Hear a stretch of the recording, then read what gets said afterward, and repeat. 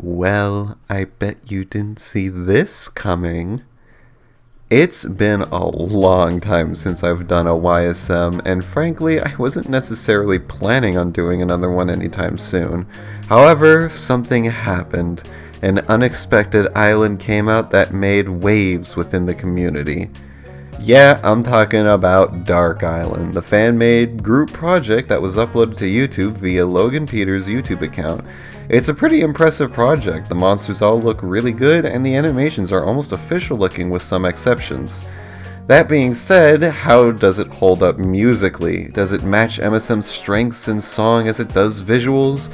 Or does it fall into the same pratfalls as BBB constantly find themselves falling in? Well, let's dive into that with the top 3 and bottom 3 to find out. Starting like always with the top 3, and we have TRex as our third pick. This is exactly what TRex should be, fast but powerful percussion that acts as the main meat of the song. This track captures perfectly what we love in songs like Air Island and Plant Island, and it's really nice to see the closest we'll get to a good modern TRex track. The main thing keeping it from going any higher is that it suffers from Fire Oasis syndrome, being that it's the only percussion on the island that really carries its own weight, and that's not something I'm praising. Noggin and Drumpler are both on this island as well, but they're so repetitive and simple that TRex is really the only percussionist that actually does anything interesting. I don't like praising poor percussion setup, so it'd feel wrong ranking TRex higher. Number 2 on our list is everyone's favorite monster, Towjammer. This is easily the best impression on the entire island, and Phoenix Kev, the person who voiced it, should feel very proud of themselves.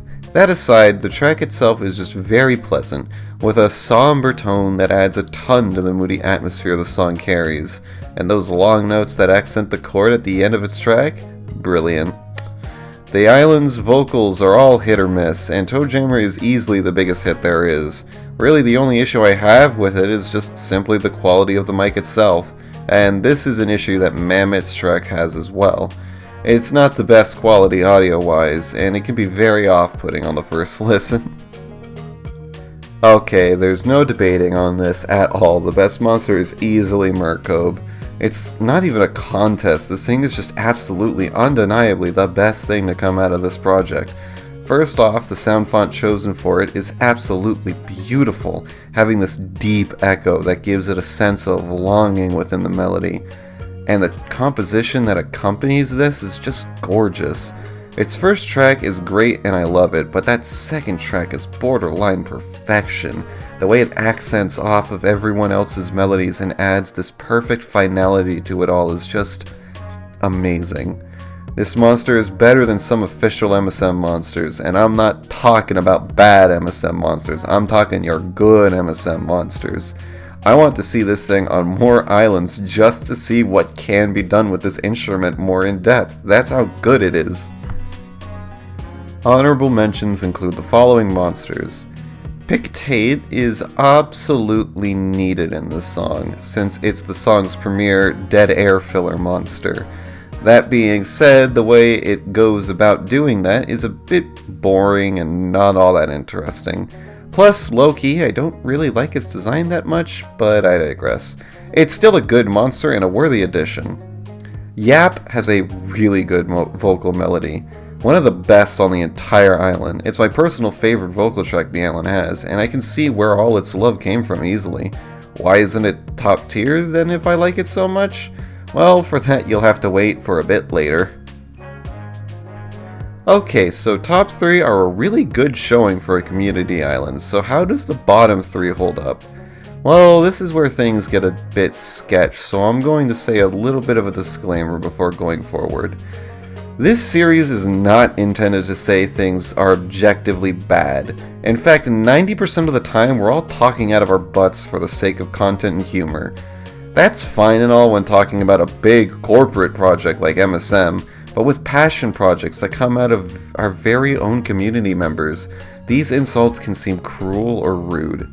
I hope nobody takes anything negative I say in this next section as a direct attack at Logan or anyone involved skills as an art or composer, because that simply isn't what I'm doing. That being said, as the common saying goes, if you can't take the heat, don't step into the kitchen. So I won't hold back any punches with my criticisms, and I hope we're all good sports about this.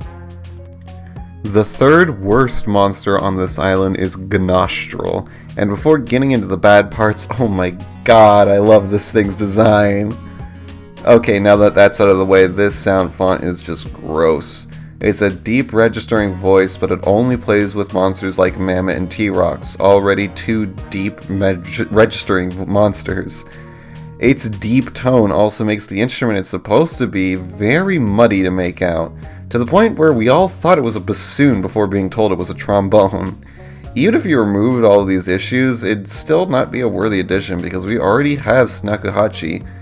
Did we really need two held note corded wind instrument monsters?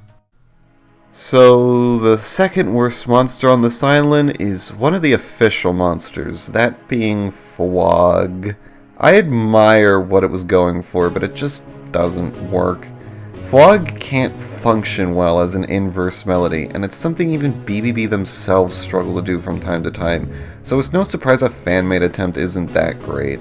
The biggest issue is just the fact that, like with Mammoth and Towjammer, the vocal quality is subpar, making the sound rusty and a bit muddled. I mean, even if the mic was professional and industrial, the track would still be an uninspired attempt to make Fwog a melody. And the worst part is, it digs out attention from other melodies that are way more interesting and complex than it, like Murkobe. Overall, this is a very unimpressive vocal performance, but that's just the Fwog special at this point. Alright, so the number one worst monster is probably not a shock to most people who watch YSM. It's Tenebrus. First off, the only good thing I can say about the monster is I really like the name, since it's a play on the word tenebrus, which is Latin for dark, so good pun there. With that out of the way, this is such a bad quad. Its track is so underwhelming, and its vocal performance is so quiet it's impossible to hear at parts.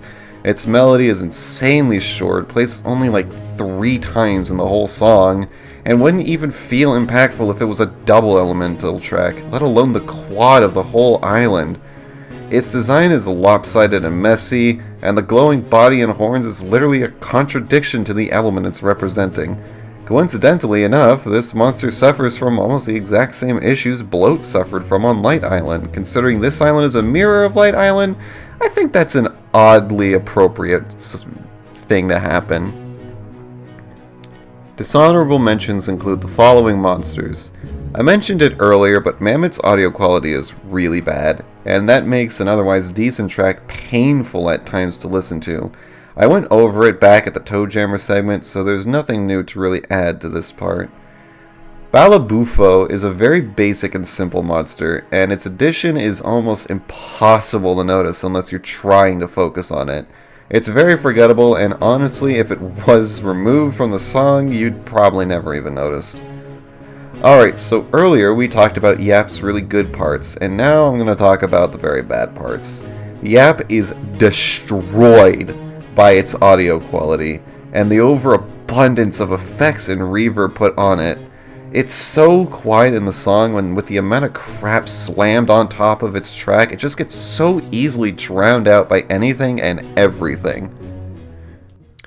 So that's Dark Island. It's a good showing of a fan-made island, and if you showed it to somebody not in the MSM community, you could probably fool them into thinking it was a real official island in the game. Unfortunately, it replicates MSM a bit too well at points, to the point where it falls into a lot of the traps and issues that MSM tends to get hit by.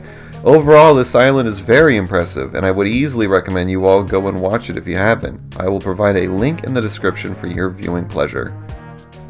So, this was a lot of fun to put together. I forgot how much I enjoyed YSM, so I want to continue this. I don't want to do official islands though, not until there's a good number of them to do. So instead, I want you all to give me fan islands you want me to talk about, and I will do whichever one sounds the most fun. If you win and get the island you recommended chosen, I will include your comment in the next video. Well, that's everything I have, so I'll see you all in the next one. Alrighty, as you can see, I have a little bit of a facelift here. For fan-made YSM videos now, I will be making my own little icons for the videos just because, I don't know, I think that's more interesting. The categories are split into these, which are based on how much I think they are worth seeing. So if you want islands that are better than MSM itself, you want to look for the top tier. That being said, where does Dark Island go? Now that is an interesting question, because it has a lot of really bad parts to it, but it also has a lot of really good parts to it. So honestly, it's kind of hard to say exactly where it would go. I think it is a good spot in worth checking out. I think if you like MSM Islands, if you're skeptical about fan content and you really just want to see what all the fuss is about, there are definitely worse places to start than Dark Island. I think Dark Island is definitely worth the time to go see. That's all that's really to say. That's really it. Goodbye.